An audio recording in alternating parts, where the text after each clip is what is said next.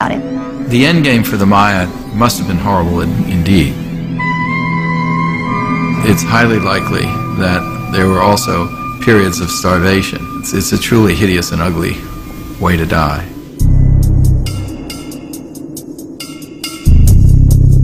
The Roman Empire faced many of the same problems that we face today. It was kind of a precursor of our globalized economy. In just a few short centuries, Rome built an empire that stretched across 3 continents. As it expanded, the requirements for simply feeding its cities and feeding its army became so large that the empire couldn't generate enough food energy, enough grain, to adequately meet all its obligations. So there was a constant fiscal crisis and financial crisis. As resources ran out, their empire collapsed.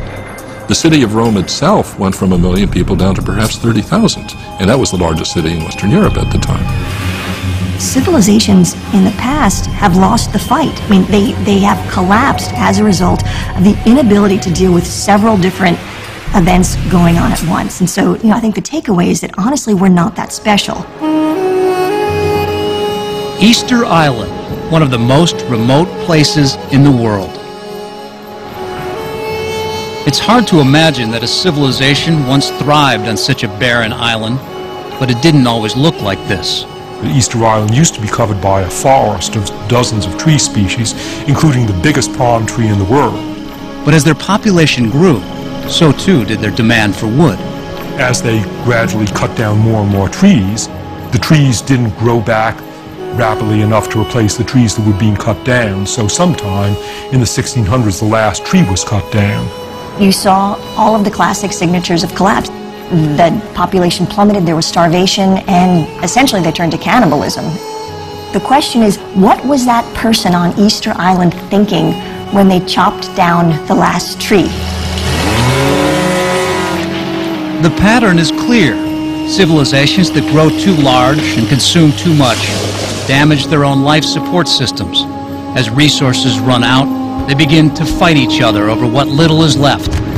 Then they either starve or leave.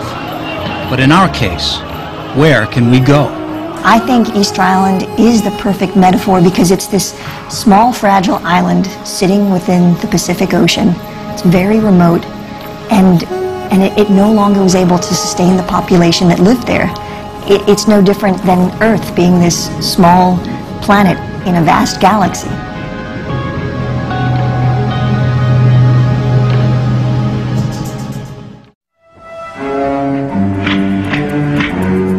Think about that cartoon movie that was made about the Beatles' music, Yellow Submarine. There was a creature in it. Hey, look who's back. Full speed ahead. Its head is a funnel that functions as a vacuum cleaner. And we're being swallowed. Lovely. Suddenly it's run out of things to point at. There's nothing left, so it's looking around for something, and finally it looks down. It sucks itself up, and then we have a blank screen. There we are. The moral of that story? By grabbing everything in sight, we'll end up destroying ourselves. And by 2050, the population is exploding. The rainforests are disappearing, and 9 billion of us competing for ever scarcer resources. A bad situation made worse by widespread drought and huge migrations of people. Life is changing for everyone, including Lucy.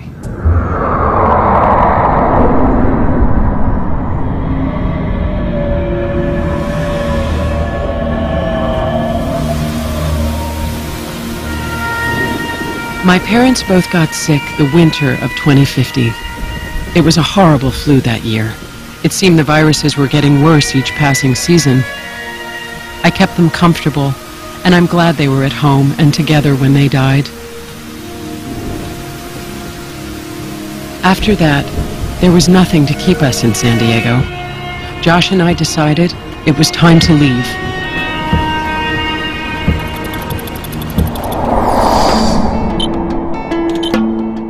We were excited. Josh had been offered an amazing job in New York working on the sea barriers designed to protect the city from the rising seas. There wasn't much room in the truck. We took clothes, a few books, and 50 gallons of water. Everything else we left behind. GPS 2100. Please select your destination. New York City. Calculating safest route.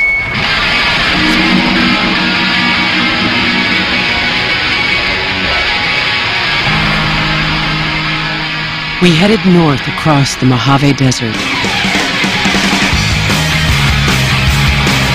By dusk, we were on the outskirts of Las Vegas and greeted by mile after mile of abandoned suburbs, and acres of golf courses turned to dust. The silence was eerie. Well, by 2050, Lake Mead, one of the great reservoirs of the Southwest on the Colorado River, has finally gone dry. There's not enough water to meet human needs. People in Las Vegas had depended on Lake Mead for almost all their water and power. Las Vegas, I would imagine, is gone. With a drought like that, you've got a city in the desert, and it's going to be really difficult to live there. When we got closer to the Strip, we were lucky to hook up with a convoy headed east. Las Vegas was a strange sight. Most of the hotels dark. All those neon lights gone dead. Sin City had pretty much folded. From there, we drove through Arizona.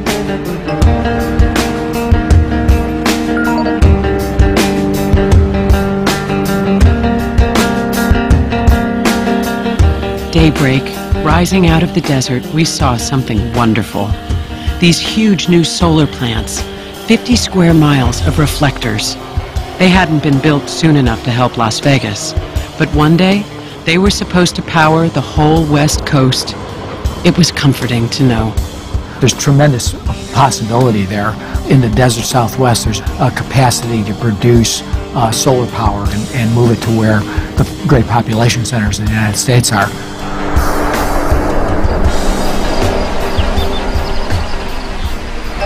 The safest route heading east today is Route 40. I think it would be almost impossible to do this journey unless you had some form of intelligence as to what areas are lawless or dangerous. I don't think strangers are going to be very friendly.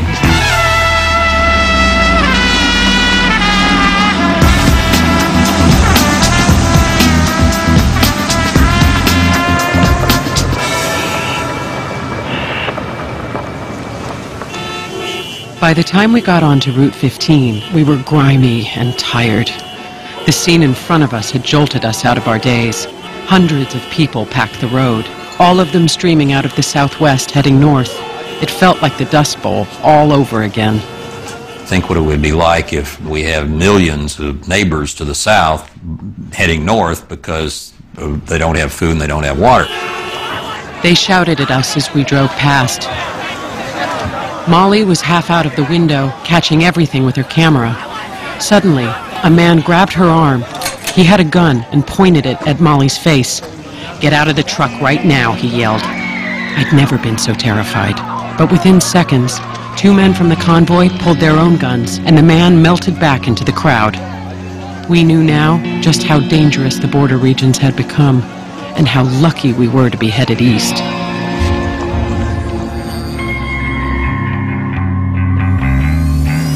Just as people were migrating, so too were the bugs. In Oklahoma, acres and acres of corn were threatened. To the degree that all ecosystems are extremely stressed by 2050, the pests will flourish. There's an arms race between breeding crops that are resistant to various pests and the pests themselves, because to the degree that we've simplified our food system, we've also made it massively vulnerable. For decades, this had been predicted. These giant farms, which supplied so much of the world's food, were easy prey. People get their seeds from single or just a few manufacturers, and they're genetically very, very similar. So if, in fact, an agent were to come onto the scene that was capable of infecting one, it would rapidly spread. Halfway through Kansas, we split off from the convoy. They were headed north to Canada. We went east to Greensburg, Kansas, leaving the devastation behind. Welcome to the Greensburg Visitor Center. In 2007, a tornado destroyed our town. Out of the rubble came a dream. A town that was completely destroyed by a tornado is being rebuilt as a global example of how clean energy can power an entire community, how it can bring jobs and businesses. This was a wonderful place, completely self-sustaining. They had been one of the first, and they knew what they were doing. They got their power from the wind and sun, their water from the rain, and they grew everything they